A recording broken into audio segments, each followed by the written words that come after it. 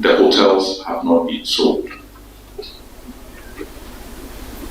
The hotels have not been sold. That needs to be repeated. The SSNIT of 5 years ago, 10 years ago, 20 years ago is very different from the SSNIT today. And 5 years into the future, SSNIT will also be a totally different animal in terms of the way we operate. So you should be rest assured that we are going to be around.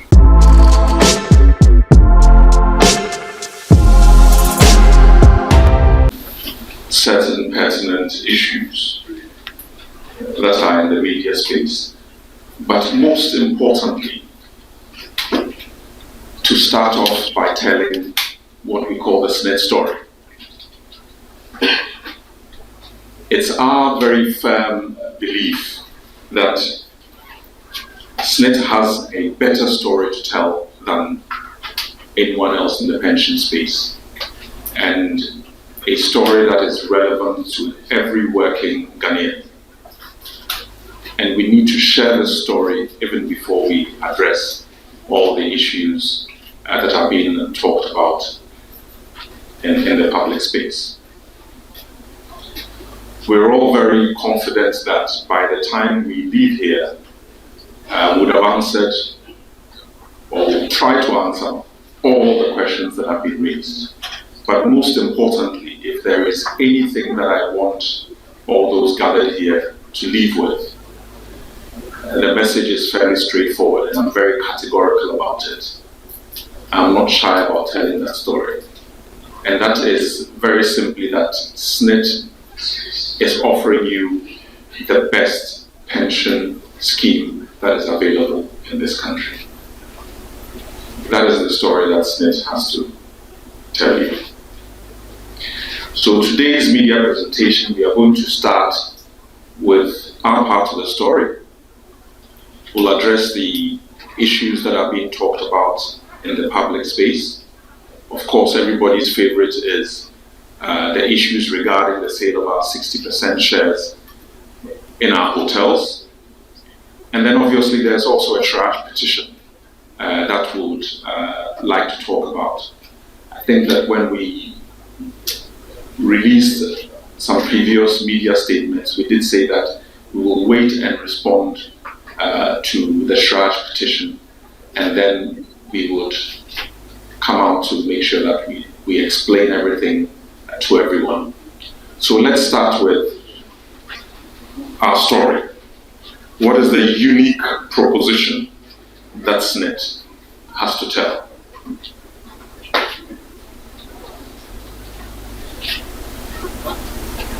We are the administrator of the National Pension Scheme, the basic National Social Security Scheme. From 15 to 45, you fall in the SSNIT space, whether you are formal or informal, or in the informal sector, you are self-employed, you can join the scheme. The message is very straightforward. It's very straightforward. And the message is that if you look at what SSNIT offers, we pay you a pension for life after you retire. That is the most important thing.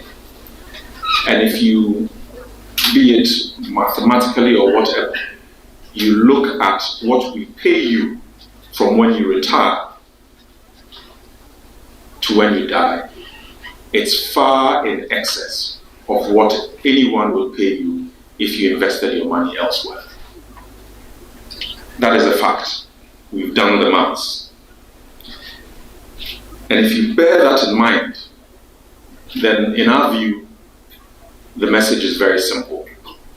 We are paying you a pension for life. What we offer is the best in the marketplace, and the value of what we offer exceeds what you would have received if you had put the money elsewhere. And we've actually worked that all out. And I think that if anybody's in doubt, we're happy to provide you with those figures. We certainly do better than the treasury bills. So we pay our pensions for life. There are other products which make SSNIT worth it, and which even enhance our offering. And those products are inbuilt into the SSNIT system, or the SSNIT payment system. Nobody else offers you that. I think it's one of those things where people usually ignore them, but it's something that we need to highlight. First of all, there's a survivor's benefit. In short, there's a life insurance policy built into what we provide you at SSNIT. No other pension scheme would offer you that built into it for what you contribute. So if you take into account that life insurance policy, if the unfortunate does happen, your survivors, if you die before 72 or 75, they do get a survivor's lump sum. That's inbuilt into our system. Nobody else is offering you that. The second policy, or let's say the second policy which is in there, which is also very relevant, is what you get when you become invalid, or, so to speak, you fall ill and you're not able to work. If the assessment is done by an existing committee and you meet their requirements, you would also receive a pension for life based on certain criteria. And if you were to recover, it would be as though you'd always been in the scheme.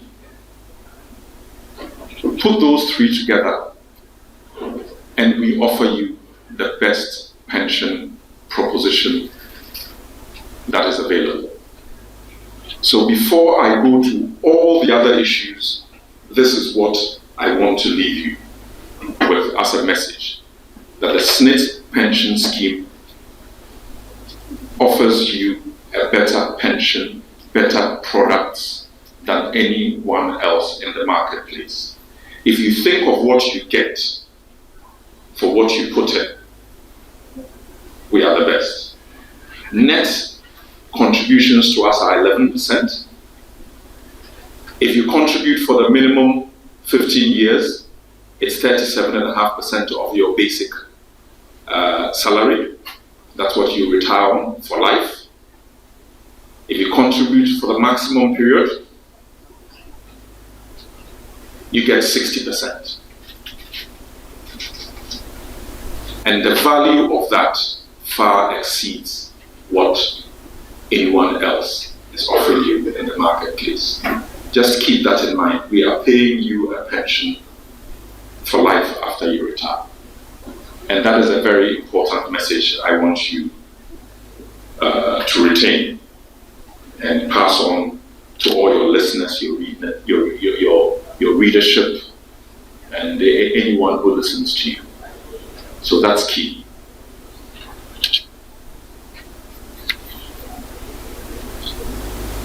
Let's go on to the next slide.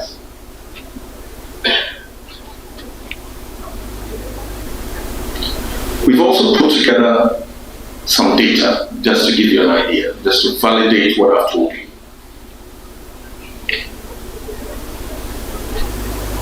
On the right, we just give you an idea of what SSNIT pays you compared to the 91-day Treasury bill rate. So when you retire, and we've been paying you for 12 years, what we pay you is almost twice what you would get on a 91-day T-bill rate, compounded quarterly. For 15 years, it's 2.5 times. For 20 years, it's 5 times. For 25 years, it's 17 times approximately. And for 29 years, it's about 46 times. I'm quite sure not many of you have seen this before. If you have, I don't think you've told this part of our story well enough. And this is essential, and that's what I started with. We offer you the best proposition available.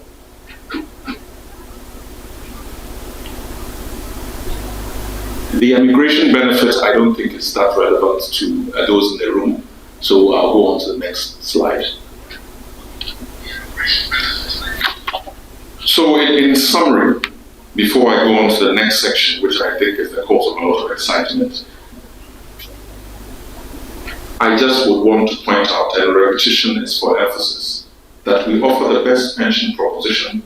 We'll pay you a pension for life, and that really is the message we want you to take out there for us. Long after I have left, and for that matter most of us here, SSNIT will still be around.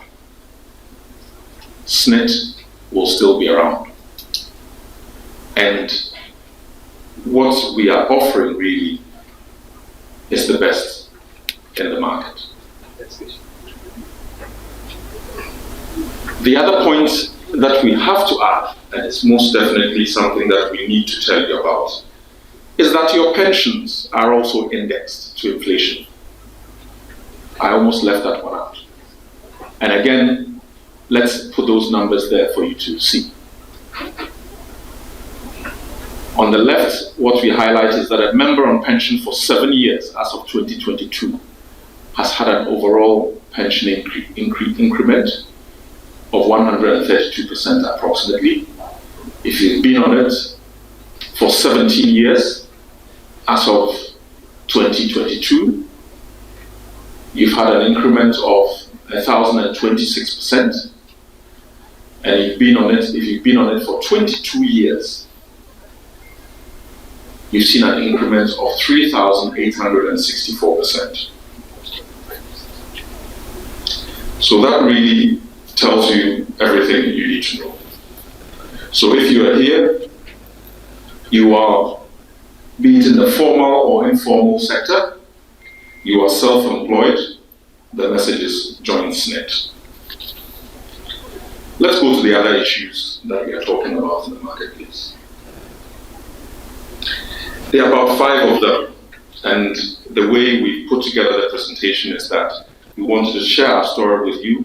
We are going to touch on some of these issues, and then we are going to go to the commercial justification of why we considered looking at inviting strategic investors into our hotels businesses. That needs to be repeated.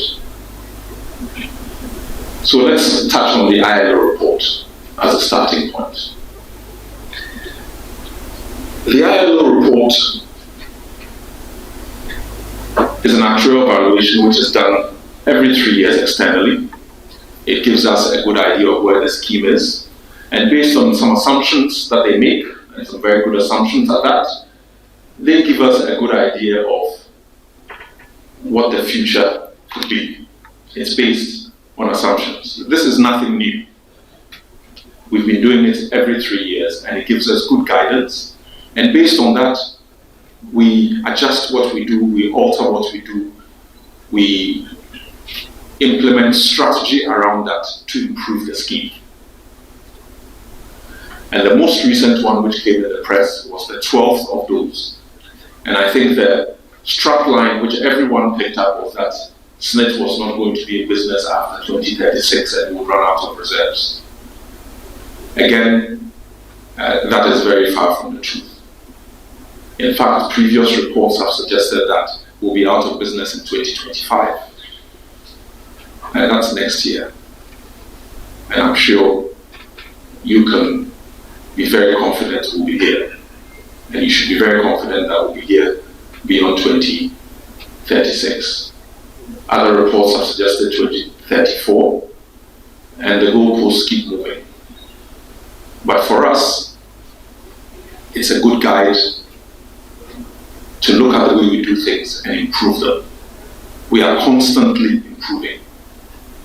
The SSNIT of 5 years ago 10 years ago, 20 years ago is very different from the SSNIT today. And 5 years into the future, SSNIT will also be a totally different animal in terms of the way we operate. So you should be rest assured that we are going to be around. We are taking some very significant steps to ensure that we thrive in this marketplace. We don't just want to survive, we intend to thrive, and we are. And the whole idea that we are running out of funds is not something that we even consider. We continue to make changes. We are expanding coverage. As you all know, SSNIT is a partially funded scheme, and so it's funded from contributions from the current contributors and future contributors, and also investment returns to balance.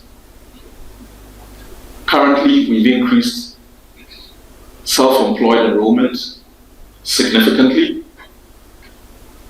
We've deactivated pensioners who have passed on from the system, saving us approximately 590 million.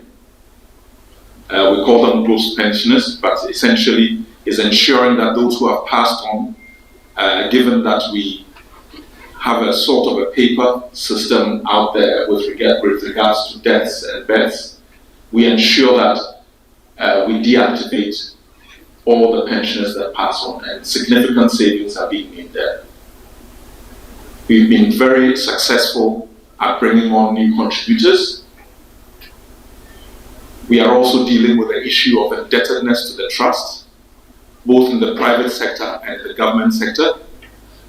As some of you may be aware, our engagements with the government resulted in the government paying us about 2.5 billion in bonds of arrears. In the private sector and the quasi-government institutions and the SOEs, we are having in place negotiated agreements which are going to ensure that their indebtedness is also met. And if there's a message out there, if you don't pay your SSNIT, we'll prosecute you. But again, the more overriding message is that you should ensure that you get on the SSNIT scheme, because it's the best in town. On the investment side, we haven't stood still either. We've implemented strategies to ensure that we improve returns over the longer term. We are ensuring that we are managing funds very prudently, and we intend to do so going forward. The investments in technology we are making is ensuring that we are much more efficient than we were, and going forward, we are going to be even more efficient than we are currently.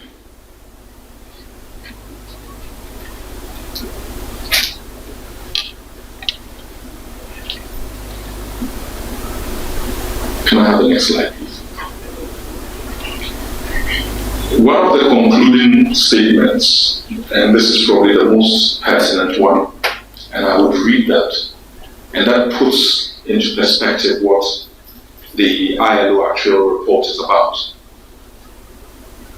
is as follows.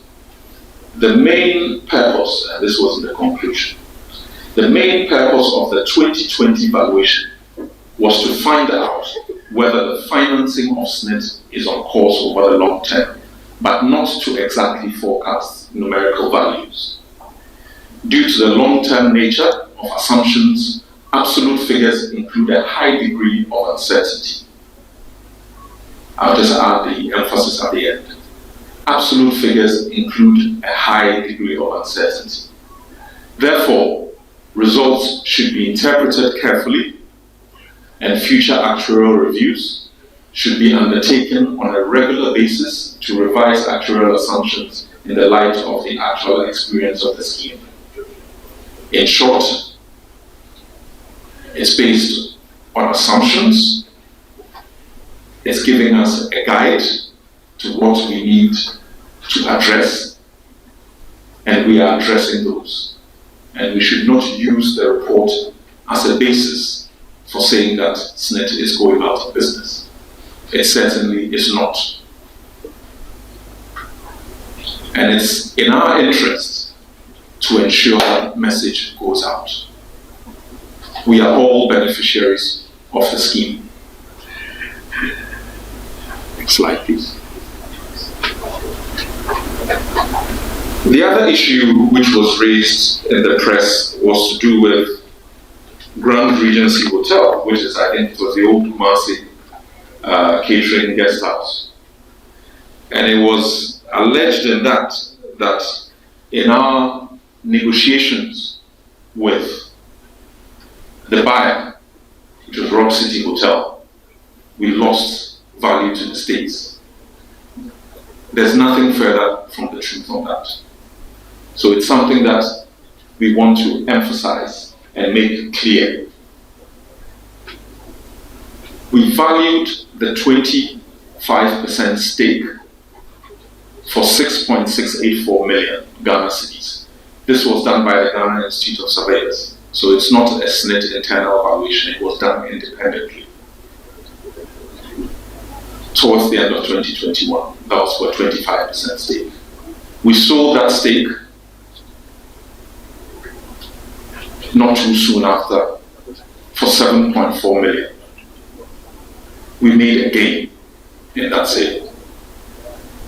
It's being alleged we made a loss, we made a gain.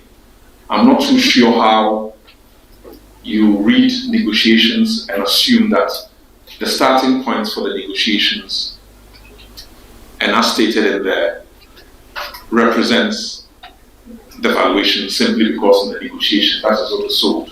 I presume if most of you are selling your houses or your cars or anything else, you are not going to go and start and say, well, the value is this low, and therefore let me start there. You start from a higher figure and want to end up somewhere, which is acceptable, and that's exactly what we did. The hotels differently. I'm not exactly sure what is meant here, but it says SSNIT initially treated all 6 hotels uniformly, disregarding their individual circumstances until faced with agitations. I think again that is wholly inaccurate. The process was laid out at inception and has been transparent to date. The valuation of the hotels was done by an independent transaction advisor with consistent methodologies all through. The assessments and evaluations were done per the procurement rules. And nothing that has been raised with regards to terms of payments is different from what SSNIT itself has assessed internally. And as I said, the process is ongoing and we are engaging all stakeholders.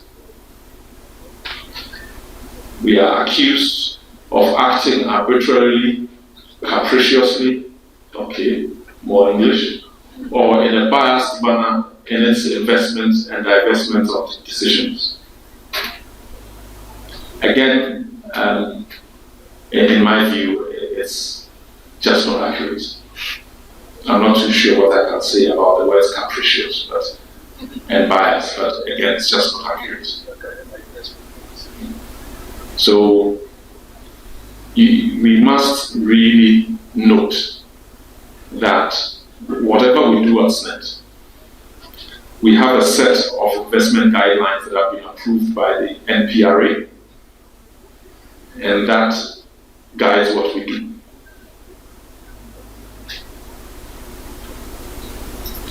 Allegations of corruption, lack of transparency, cronyism, lack of value for money, deception, procurement breaches, accountability, graft against board and management of SSNIT. I think for that one, it looks as though we were looking at every other single thing that was around and put it together. But none of that applies. It's been transparent, free of corruption, and indeed very consistent with corporate governance rules and standard and corporate governance practice. So, ladies and gentlemen of the press,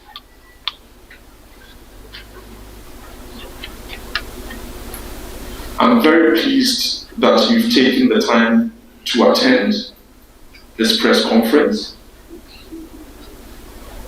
I will conclude as I started, that SSNIT offers the best proposition with respect to pensions in the country. We are committed to ensuring the sustainability of the scheme. We are going to implement investment policy and strategy that would improve returns, and we continue to do so, and also manage the risks of the portfolio. We are going to manage the costs of SSNIT and ensure that we are more cost efficient. And just as importantly, we'll continue to engage all stakeholders. And we cannot really forget the issue about engaging the government on indebtedness. That is an ongoing discussion that we are having with governments. And for employers, that dialogue also continues. So ladies and gentlemen of the press, thank you very much for your time. We're very grateful for you being here. I think we'll take questions now. Thanks for watching. Please like, subscribe, and click on the bell for more updates.